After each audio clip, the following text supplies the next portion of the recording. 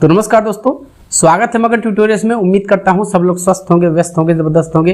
दोस्तों, आप लोग जानते हैं टीआरई 2023 का रिजल्ट जारी हो चुका है और उच्च माध्यमिक का जारी किया गया है। तो जो भी सफल हमारे भाई हैं, जो भी सफल कैंडिडेट्स हैं, सबसे पहले तो उनको मगन ट्यूटोरियल्स परिवार की तरफ से बहुत सारी शुभकामनाएं। और आप लोगों ने एक बहुत बड़ी उपलब्धि हासिल की है। बहुत बड़ी इसलिए मैंने कहा कि जो इस समय बेरोजगारी की जो दशा चल रही है, जो स्थिति चल रही है, उसमें कहीं सफल हो जाना, कोई जीविका का साधन मिल जाना, तो ये बड़े ही सौभाग्य की बात है। लेकिन इसके साथ साथ आप लोगों को एक बहुत बड़ी आप लोग के कंधे पे जिम्मेदारी भी आ चुकी है, वो है शिक्षण कार्य का।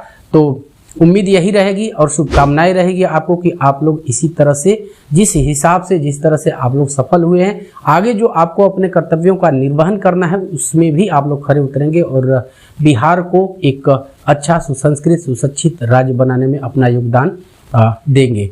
यहाँ पे सवाल मेन ये है, एक दो चीज़ें इससे संबंधित मैं आपको बताना चाहूँगा।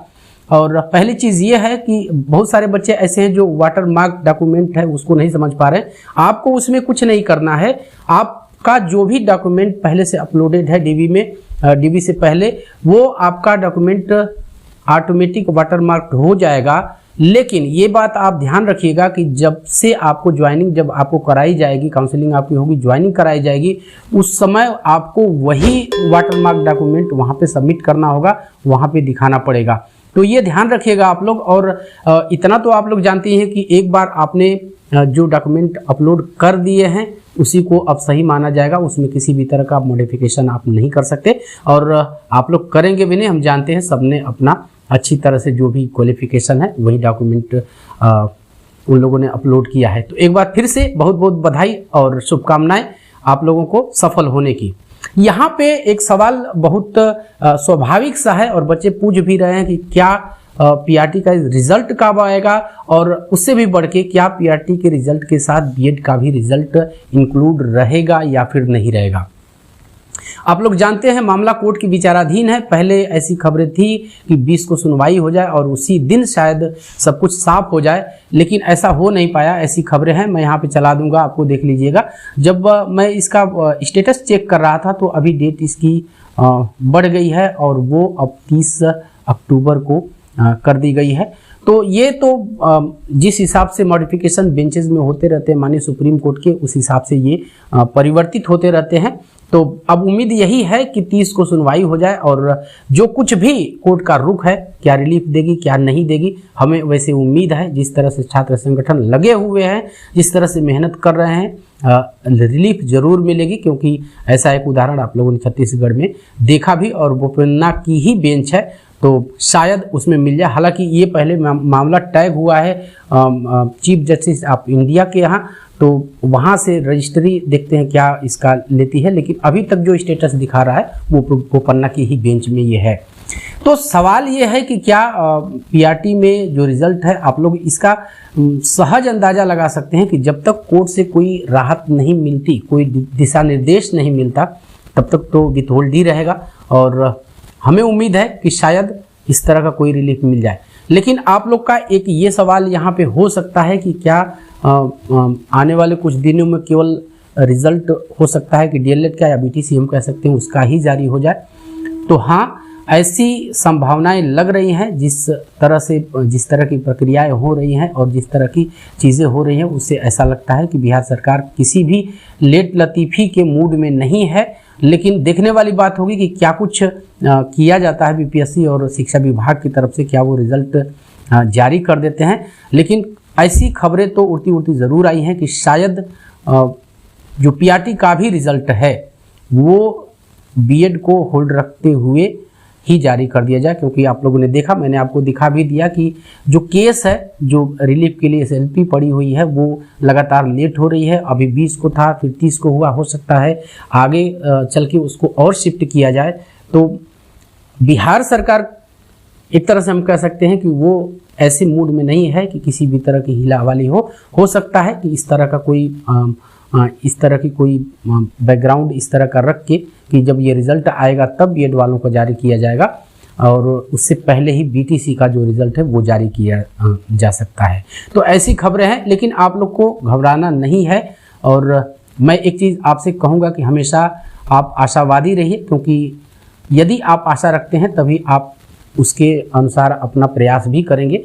तो निराश नहीं होना है। एक आप लोग के सामने गोल्डन अपॉर्चुनिटी इसको हम कह सकते हैं कि जो 6 to 8 की वैकेंसी है, मिडिल की जो वैकेंसी है, वो भी बिल्कुल कभी भी अनाउंस हो सकती है। और इसके लिए आप लोग यदि अपने तरफ से कोई प्रयास कर सकते हैं, कोई इस तरह का पहल कर सकते हैं, तो शायद वो जल्दी आ जाए। हालांकि जो सरकार है वो इस मूड में तो दिखाई ज़रूर दे रही है कि वो वैकेंसी जल्दी लाना चाहती है, क्योंकि देखिए जो सरकारें हैं, जो राजनीतिक दल हैं, मैं यहाँ किसी राजनीतिक दल विशेष की मैं बात यहाँ नहीं करना चाहूँगा। आप लोग जानते हैं कि इस चैनल पे इस तरह की पार्शलिटी भरी बातें करना पसंद नहीं की जाती हैं, लेकिन कोई भी सरकार हो और जब सामने चुनाव हो तो उसको चिंता तो ये ज़रूर रहती है कि कुछ ही पद लाए जाएं, लेकिन आप जानते हैं कि 70-80 हज़ार करीब पद आएंगे। और संभवतः एक संभावना हम ये यहाँ पे देख सकते हैं कि जो 11th-12th का है या 9th-10th का रिजल्ट है, उसमें भी बहुत सारी सीटें खाली रहने की संभावना है। हज़ारों सीटें खाली रहेंगी।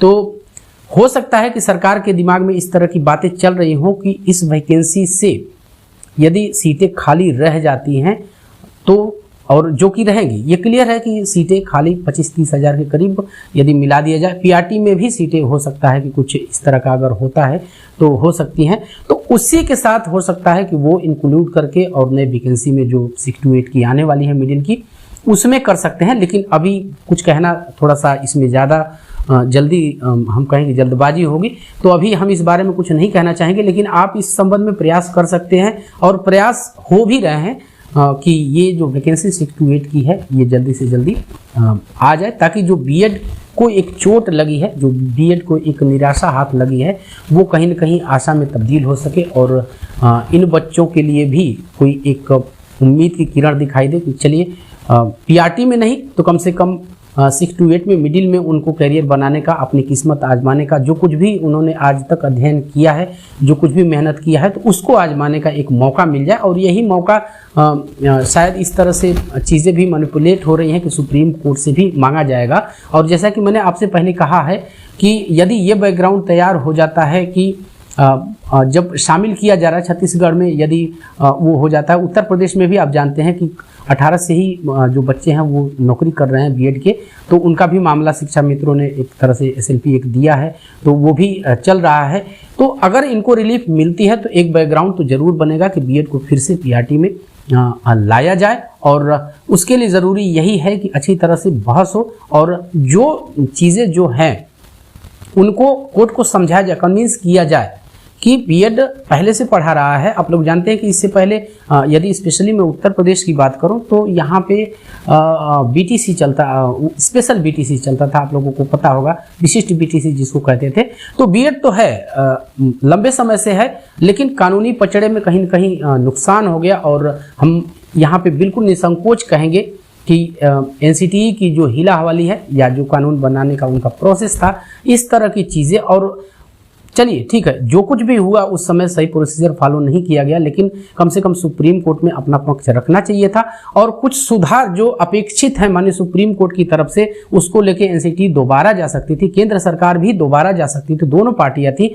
तो ऐसा नहीं किया गया, जैसे ऐसे लगा कि वो इसी का इंतजार ही कर रहे थे कि बस बाहर हो जाए, हम एक नोटिफिकेशन निकाल दे कि माननीय सुप्रीम कोर्ट का निर्णय है वो सिरोधार्य है। सबको सिरोधार्य होता है, यही हमारे यहाँ परंपरा है और ये होना भी चाहिए, अच्छी चीज़ है। न्यायालय का सम्मान, उसके फैसले का सम्मान होना चाहिए। लेकिन यदि न्यायालय जो अपेक्षा करती है कि आप सही प्रोसीजर से जो अधिसूचना है उसको आप जारी कीजिए, तो उस तरह से चीज़ें करके एनसीटीई दोबारा से सुप्रीम कोर्ट में जा सकती थी।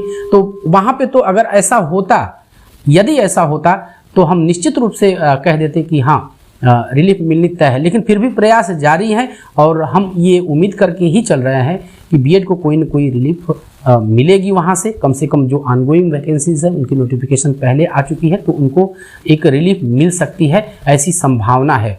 तो देखने वाली बात होगी आगे क्या होता है, 30 को सुनवाई में क्या कुछ माननीय सुप्रीम कोर्ट की तरफ से कहा जाता है, उसके अनुसार हम आपको जरूर अपडेट करेंगे। और आज के लिए यही था दोस्तों, उम्मीद करते हैं कि आपको ये वीडियो पसंद आई होगी।